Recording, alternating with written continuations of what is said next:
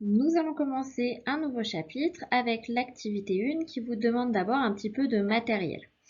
Donc je vous demande de chercher chez vous un objet que vous possédez en 8 exemplaires. Donc vous verrez un petit peu plus tard, moi j'ai pris 8 feutres, ça peut être 8 billes, 8 balles, 8 pièces de 50 centimes, 8 petites cuillères, n'importe quoi, on va dire de pas trop gros, que vous avez en 8 exemplaires. Ce que je pense que vous avez le plus, c'est peut-être les stylos, les crayons, d'accord? Donc n'hésitez pas à prendre 8 crayons, 8 stylos, 8 billes, 8 ce que vous avez chez vous pour pouvoir faire l'expérience. Ensuite, sur ces 8 objets, je vous demande d'en marquer 4 avec une couleur rouge. Donc pour marquer, soit vous prenez un petit feutre, vous faites une petite marque, par exemple je pense sur un crayon, vous faites une petite marque, soit vous prenez un bout de scotch et vous le scotchez dessus, vous pouvez mettre en dessous du coup de la couleur rouge pour pouvoir marquer 4 premiers objets. Vous faites la même chose avec la couleur verte sur 3 autres objets. Et enfin, avec la couleur noire sur le dernier objet qui vous reste. Vous avez donc 8 objets, 4 rouges, 3 verts et 1 noir.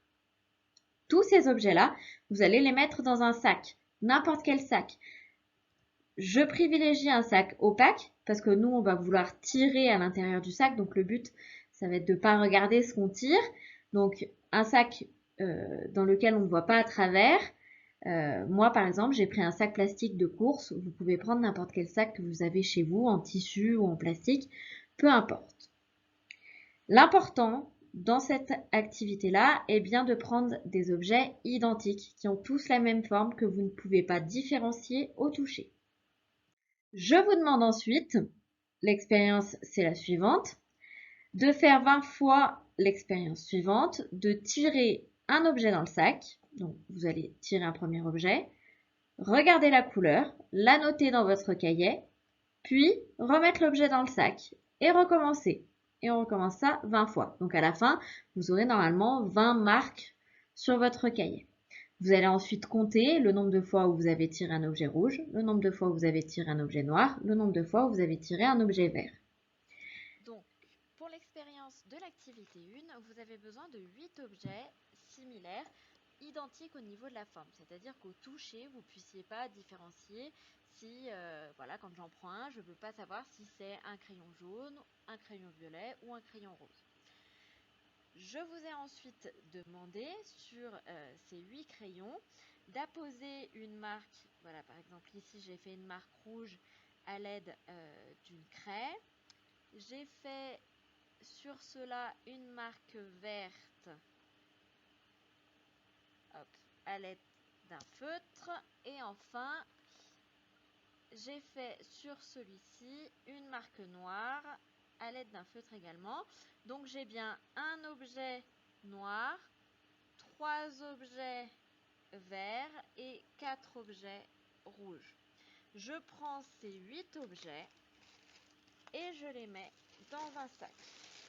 Donc j'ai mon sac, j'ai mis mes objets, je mélange et je vais aller tirer un objet sans regarder à l'intérieur. Et je regarde la couleur de mon objet, je la note sur mon cahier. Ici, j'ai donc eu une fois le rouge. Je repose l'objet dans le sac, je remue à nouveau et je recommence. Je regarde la couleur, j'ai obtenu le noir, je note et je recommence.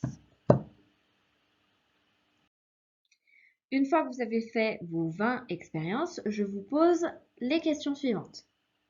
Première question, à ton avis, obtiendrais-tu les mêmes résultats si tu faisais 20 autres tirages? Donc, ça veut dire que si je recommence cette expérience-là, est-ce que j'obtiens à nouveau les mêmes résultats?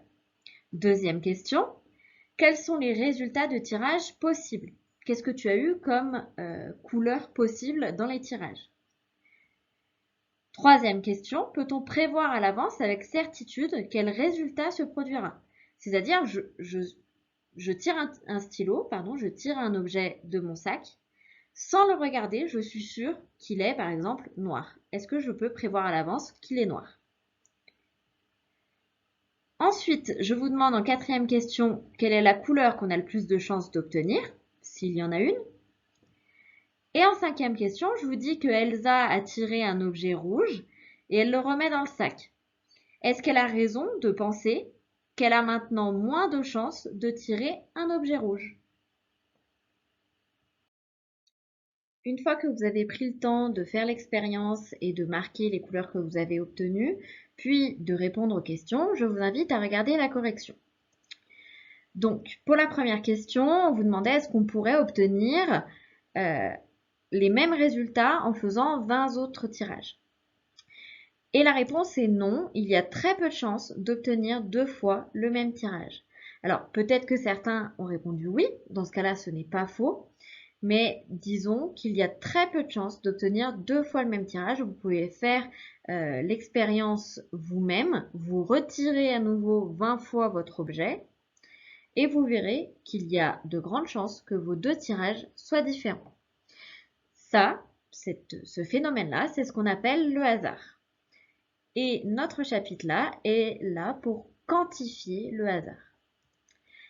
Quels sont les résultats de tirage possibles? Donc, les résultats de tirage possibles, on va les appeler issus. D'accord? Quand on fait une expérience de ce type, les résultats, on les appelle issus. Ce mot-là, il est important, il faut que vous le reteniez. On l'expliquera un petit peu mieux tout à l'heure. Donc, les issus possibles sont l'objet est rouge, l'objet est vert ou l'objet est noir. À la troisième question, on vous demandait est-ce qu'on peut prévoir à l'avance, avec certitude, quel résultat se produira? Eh bien non, on ne peut pas, c'est le hasard qui fait les choses, et on parle d'expérience aléatoire. Une expérience aléatoire, c'est une expérience dont on ne peut pas prévoir à l'avance le résultat. Quand je tire mon objet, tant que je n'ai pas regardé sa couleur, je ne sais pas de quelle couleur il est. À la question 4, on vous demandait quelle couleur a-t-on le plus de chances d'obtenir? Et on a plus de chances d'obtenir la couleur rouge, car elle est en plus grande proportion dans le sac. Si on avait eu autant, par exemple, si on avait eu 4 boules rouges et 4 boules vertes, on aurait eu autant de chances d'obtenir les boules rouges ou les boules vertes. À la question 5, je vous dis qu'Elsa tire un objet rouge et le remet dans le sac. A-t-elle raison de penser qu'elle a maintenant moins de chances de tirer un objet rouge? Ça, c'est faux, car le deuxième tirage se déroule dans les mêmes conditions que le premier. Donc on a exactement les mêmes chances d'obtenir un objet rouge qu'au départ. Je vous laisse prendre votre cahier de leçons, puis marquer sur une nouvelle page, chapitre 9, probabilité. Comme vous l'aurez compris, on va exprimer les probabilités de plusieurs événements, par exemple pour le tirage d'un dé, pour le tirage à pile ou face d'une pièce, et pour plein d'autres expériences aléatoires que nous allons découvrir ensemble. Le grand 1 que je veux que vous marquiez, c'est expérience aléatoire et issue. Donc, c'est les deux mots qu'on vient de découvrir à l'instant. Au niveau de la définition, une expérience est dite aléatoire lorsqu'elle a plusieurs résultats qu'on va appeler issus possibles et que l'on ne peut pas prévoir avec certitude quelle issue se produira. Quand je lance une pièce, je ne peux pas dire avec certitude si elle tombera sur pile ou si elle tombera sur face. On va prendre un exemple qu'on va suivre tout au long du chapitre. Donc, c'est un exemple avec une roue équilibrée. Donc, une roue équilibrée, à contrario d'une roue truquée, pardon, c'est une roue qu'on va lancer et on ne sait pas où elle va tomber. Donc, on a bien une expérience aléatoire. L'expérience aléatoire, on tourne cette roue et on relève le numéro qui s'arrête en face du repère rouge. Les issues possibles vont être les numéros 1, 2, 3, 4 ou 5.